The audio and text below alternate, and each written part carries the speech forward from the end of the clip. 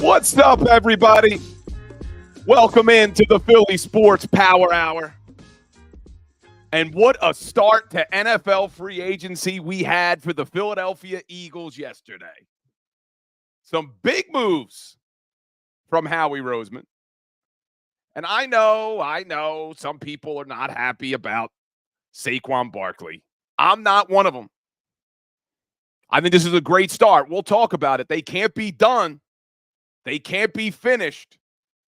But you can't be upset with this start. And we'll talk about it. Once again, me and Big Sills disagree. We can't see eye to eye on anything. But this is a great start. But we'll talk about that. We'll talk about some of the other moves they made. Bryce Huff. We'll take a look around the NFL and some of the other free agent signings that are happening. This is just such a great time of year. But we're streaming live on the JAKIB Sports Network. We are also live on all my social media platforms as well. We're here on TikTok. So let's jump right in. Let me get a little roll call in the chat. I see a lot of people checking in early. I see J-Train on TikTok. We got Saquon. Let's go. I see Gary Williams excited. On YouTube, what do we got here today? Bry Guy, good morning. Jason A-Team, good morning. Wine Niners Wine. David Laprati, Mike Fittery, Flexin and Steppin is not happy. Chuck Hutton, Pork Roll, Egg and Cheese. Denise Larada, Jim G, Roast Pork Italian in the house. Anthony, Big D, Solomon, Chuck Hutton, Jackson. Everybody checking in today. Ray 85. Josh Klinger on TikTok. What is up, my friends? Let's jump right in. Let's jump right in to the biggest news from yesterday. The Philadelphia Eagles signed Saquon Barkley to a 3-year, $37.75 million deal.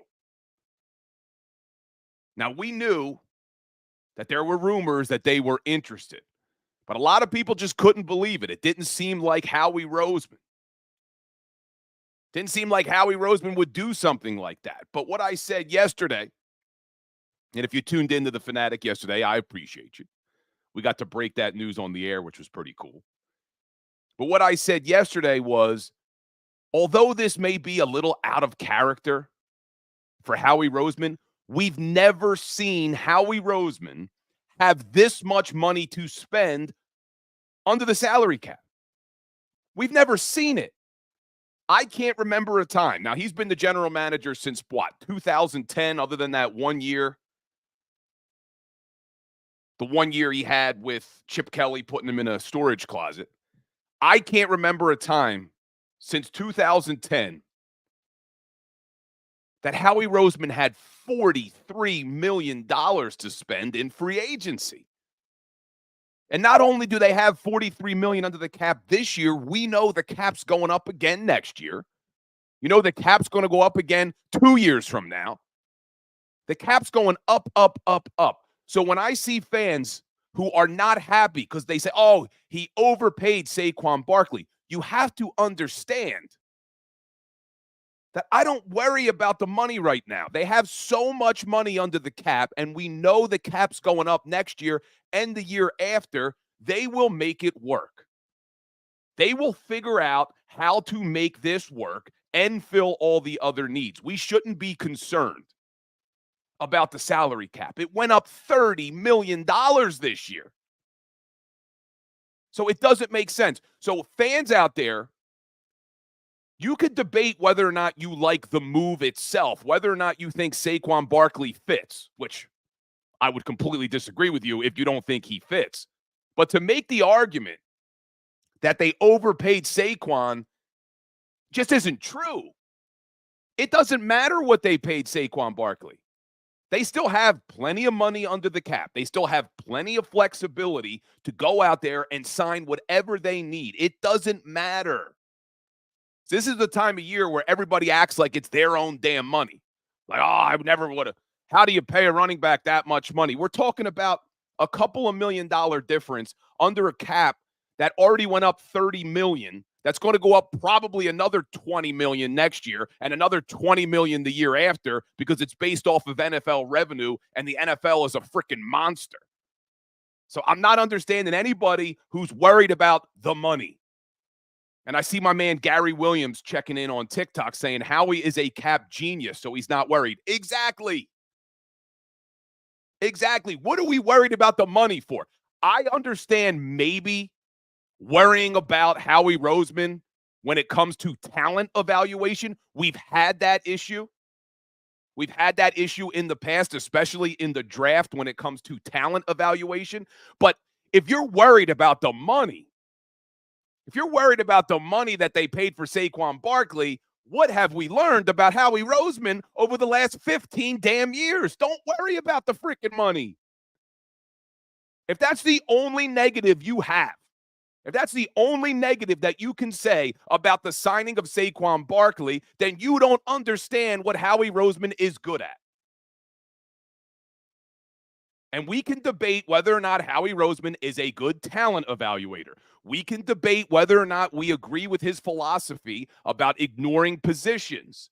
But you cannot debate that he's a master when it comes to the salary cap. And you gave this guy $43 million of cap space, knowing it's only going up, year after year after year. What are you worried about the money for?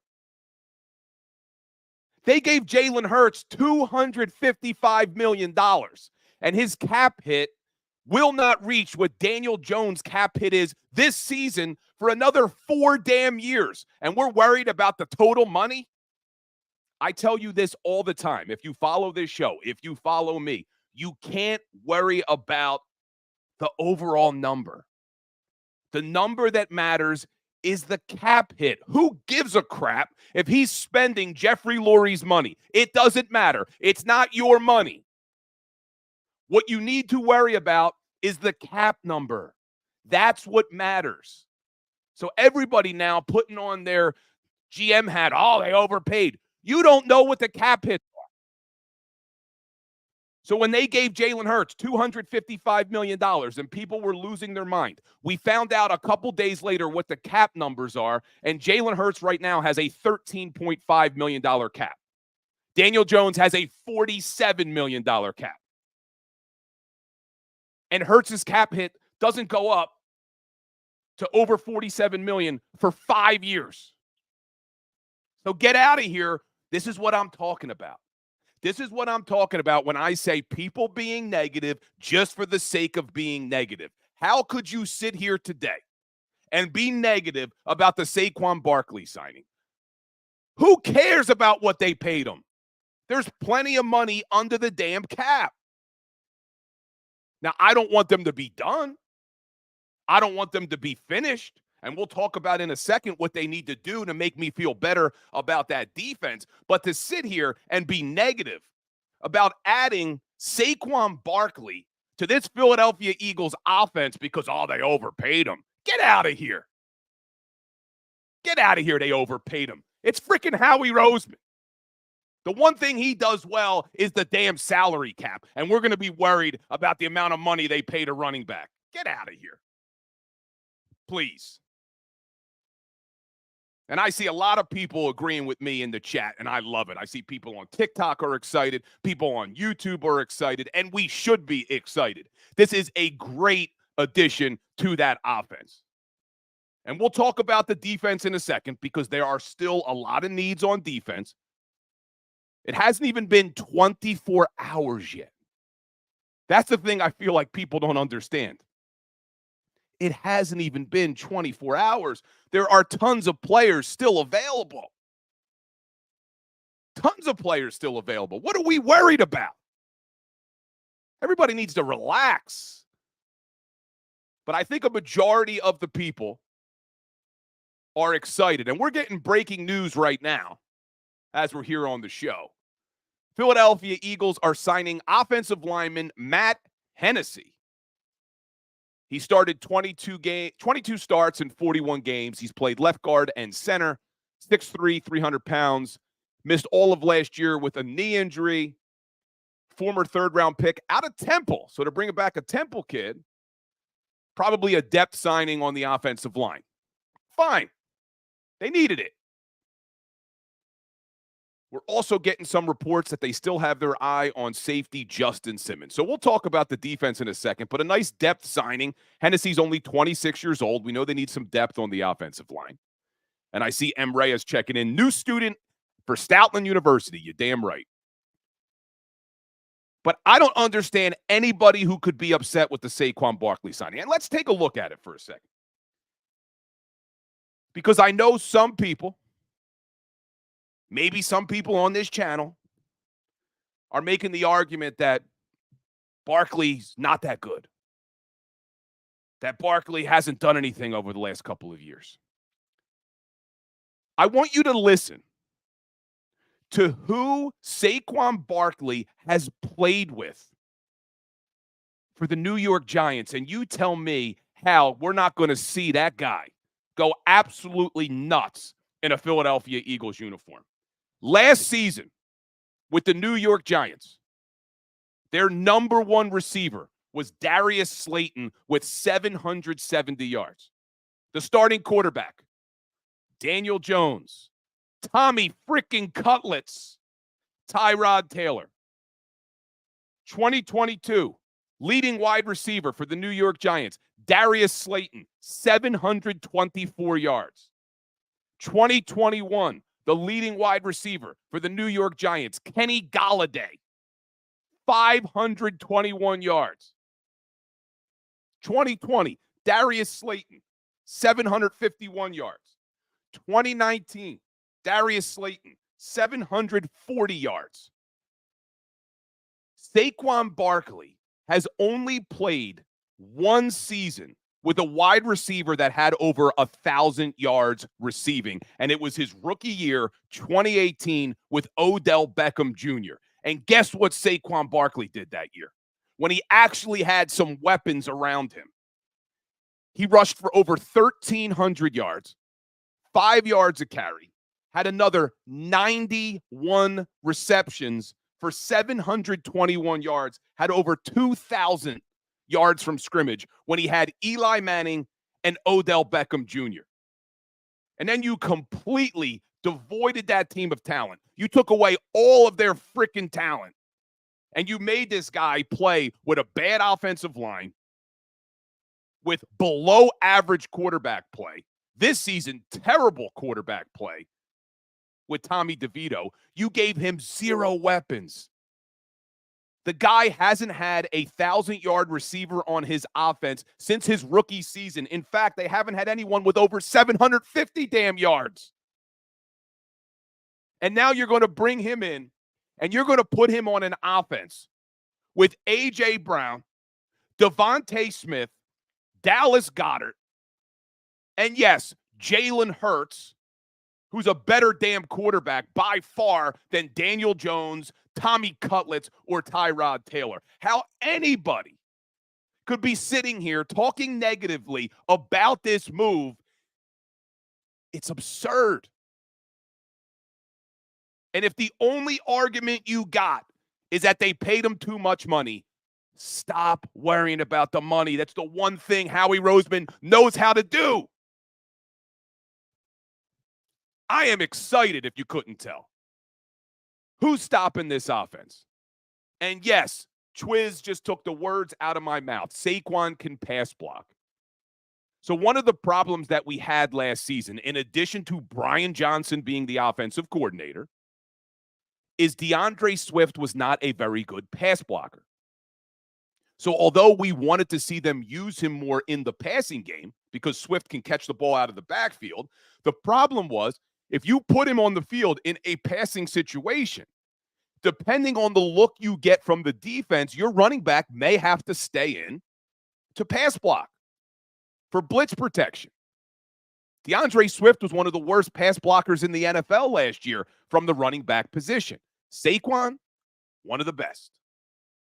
So this move is great across the board for the offense. If you couldn't tell, I'm excited about it. But man, I can't wait to see what this kid's going to do what Saquon Barkley is going to do with this offense. And if you are worried about it, if you're an Eagles fan in the chat who's worried about it, just look at what's happening in New York right now. Why do you think the Giants fans and former players and Tiki Barber are losing their damn minds? Because they see what this does for the Philadelphia Eagles.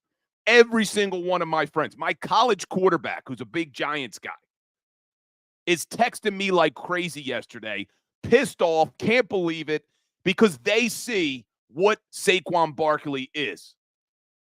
One of my offensive linemen from college, another New York Giants fan, he wrote back, he said, Saquon's going to put up over 200 yards rushing in the first half against the Giants. So stop with they overpaid. It's ridiculous. Stop worrying about the damn money. And I know some people are worried about they have too many weapons on offense. How are they going to make everybody happy? Well, the main thing is when players want the ball, a lot of times it's because they want to earn their contract, their next contract.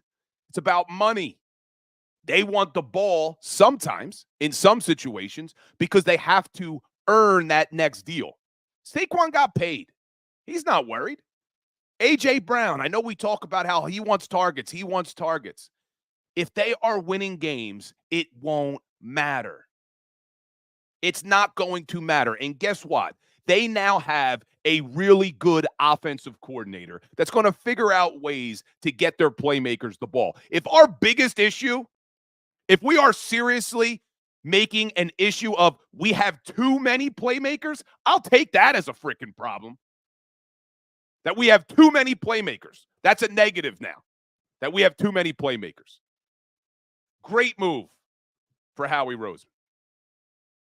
Great move for the Philadelphia Eagles. And I'm not worried about the money. They also make some other moves that we'll talk about,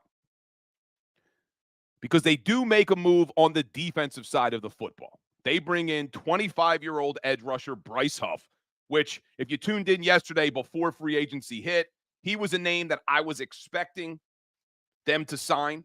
We talked about him at length yesterday. There were reports kind of all weekend that that's who they were looking at. But he's undrafted out of Memphis in 2020. And here's the negative on him. So we'll start with the negative, and then I'll get to the positive. The negative with Bryce Huff is that he only plays about 42% of the snaps with the Jets. And the reason they don't have him on the field more was because he's terrible against the run. You look at his Pro Football Focus grades, he's one of the best pass rushers in the NFL. Not very good against the run. Now, what we have to hope here is that coming to a system with coaches like Vic Fangio, who we know is a great teacher, that's all you hear about him, with a new defensive line coach, Clint Hurt, who was the DC in Seattle last year, that these guys are going to be able to coach him up. He's still only 25 years old. And pass rushers don't grow on trees. You just got one of the best pass rush specialists in the NFL.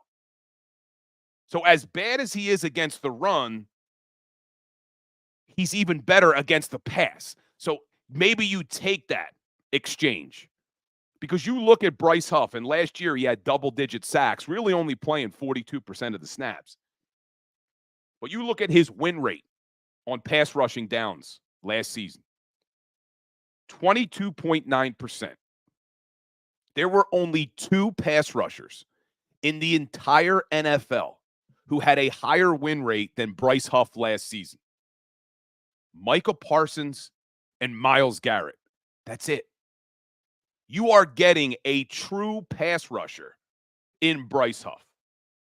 And he's only 25 years old. And you didn't break the bank for him at all. When they signed Hassan Reddick 2 years ago, they signed him to a 3-year, $45 million deal. Turned out to be an absolute steal. So much so that Reddick's not happy with the deal, as he shouldn't be. He's only being paid $15 million a year. He's one of the best pass rushers in the NFL. So they just signed Bryce Huff, who's only 25 years old, to 3 years, $51 million. With the increase in the cap the way it was, they essentially paid Bryce Huff less than what they paid Hassan Reddick 2 years ago. And how did that work out? So they did not overpay for Bryce Huff. 3 years, $51 million for one of the best pass rushers in the NFL is a steal with the cap where it is. See, that's the thing that everybody has to understand. You can't look at numbers from previous years and think that they're overpaying. The cap went up a record high. The cap went up 30 freaking million. So everything changes. And don't worry about the money. Don't worry about the money with Howie Roseman. But Bryce Huff is a very good pass rusher. And we've seen it. As frustrating as Jonathan Gannon's defense was a couple of years ago, because they weren't great against the run. Middle of the pack against the run. See, where are my stats here? 2022, they were 16th against the run on defense. But they led the NFL in sacks. And because they led the NFL in sacks, they also had the #1 pass defense. They only gave up 179.8 yards a game.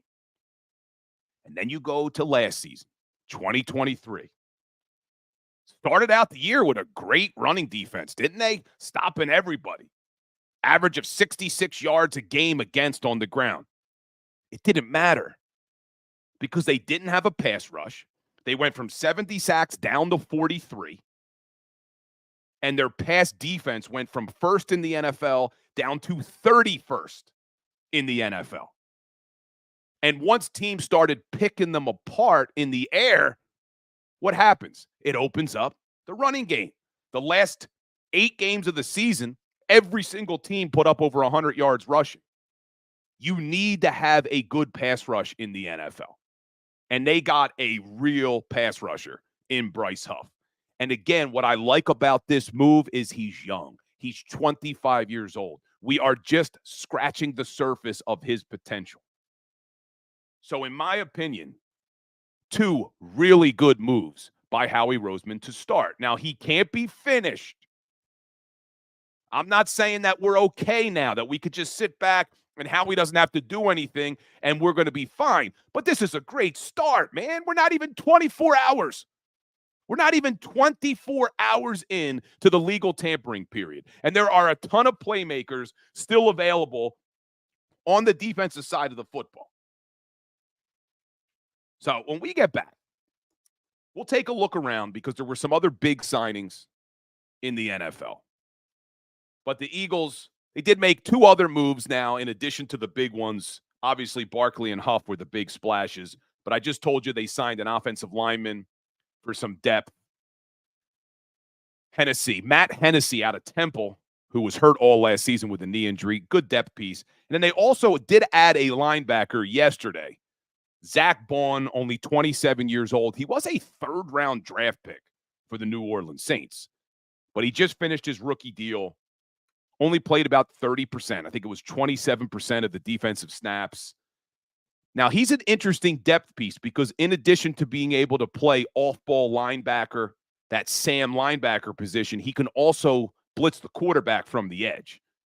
So I do expect them to kind of use him as a depth piece, both at linebacker and rushing the quarterback. But that can't be the answer at linebacker, and I don't think it is. They only gave him a 1-year deal. He seems like he's going to be a special teams player for this team. You're losing guys, probably Sean Bradley. He's a free agent. I don't know if he's coming back, was a big special teamer 2 years ago before he got hurt in training camp. So Zach Bond, another depth piece, only 27 years old. And then obviously the Matt Hennessy signing that just broke.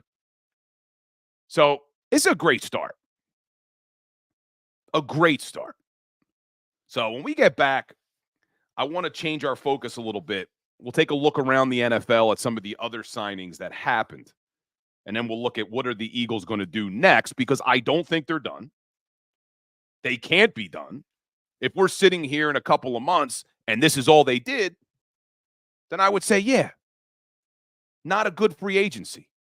But anybody who's sitting here, and I see my man flexing and stepping in the chat, anybody who's sitting here and isn't happy with where we are less than 24 hours into free agency, you're being negative to be negative. This is what I'm talking about.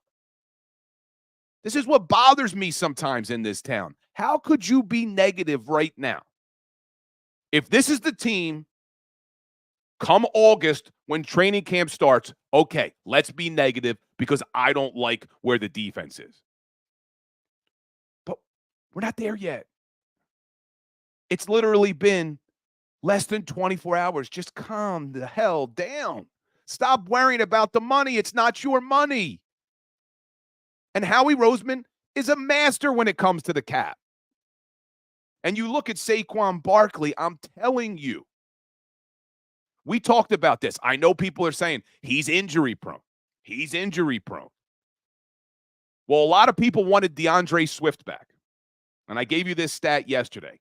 The last 3 seasons, Saquon Barkley has played 45 games. In the last 3 seasons, DeAndre Swift has played 44 games. So again, not understanding it. People just, they take something, they put it in their head, and then they just start spewing statement. Oh, he's injury prone. Nah, they should have brought back Swift. He's injury prone. He's played more damn games than DeAndre Swift over the last 3 years. So get out of here with that crap. But anyway, don't bring me down today. I'm feeling good today. But when we get back, we'll take a look around the NFL. We'll look at some other signings. And then we'll also take a look at where maybe the Philadelphia Eagles are going with their next moves, because we're just getting started. This is the Philly Sports Power Hour. I'm Bill Colarulo. Hit that like button. We'll be right back.